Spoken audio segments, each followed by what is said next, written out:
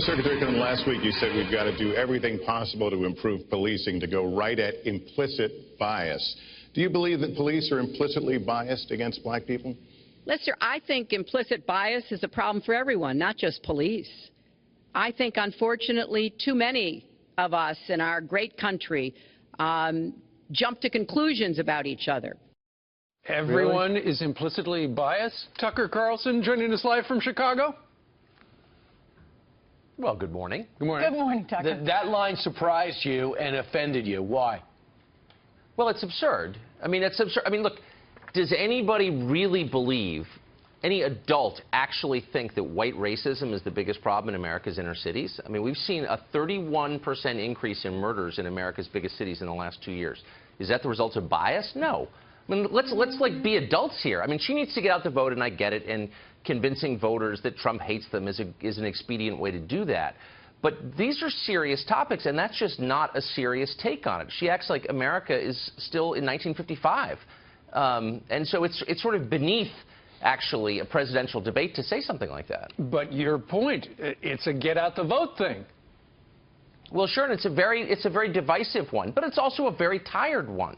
I mean, look, the truth is from last night, Trump is not a great debater, and it was frustrating if you don't support Hillary to see him miss opportunity after opportunity. On the other hand, the bar is really low. The press hates him. They've been painting him as this monster, as this fascist. And the guy you saw last night was not a monster or a fascist. He's not, again, a particularly skilled debater. But so what? It doesn't help her. Any person in America who's even tempted to vote for Hillary Clinton is already on her side. And so the rest of voters, those in the middle, are just looking for basically permission to vote for Trump. They just want to make sure that he's not crazy. And I think that he met that standard. All right, there was another comment that made him really mad. Listen to this comment, and we'll talk about it. Typical politician, all talk, no action, sounds good, doesn't work, never going to happen. Our country is suffering because people like Secretary Clinton have made such bad decisions in terms of our jobs and in terms of what's going on. Now, look, we have the worst revival of an economy since the Great Depression. And believe me, we're in a bubble right now.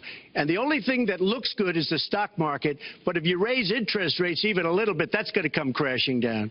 We are in a big, fat, ugly bubble. And we better be awfully careful. Tucker, what was your reaction? That's true. That was one of the best lines of the entire debate. It went basically unnoticed as everyone was talking about his sniffing or whether he's a sexist Why is that or the whatever. best line?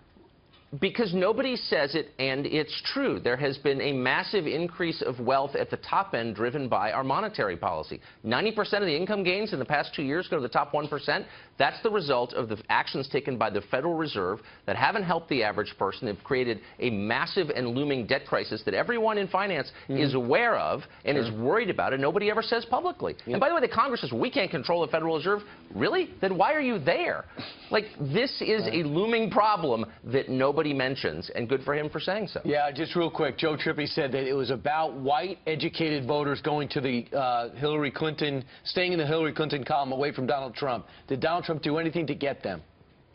Yeah, I mean, that's the line. Look, that's the category that's embarrassed to say out loud that they vote for Trump.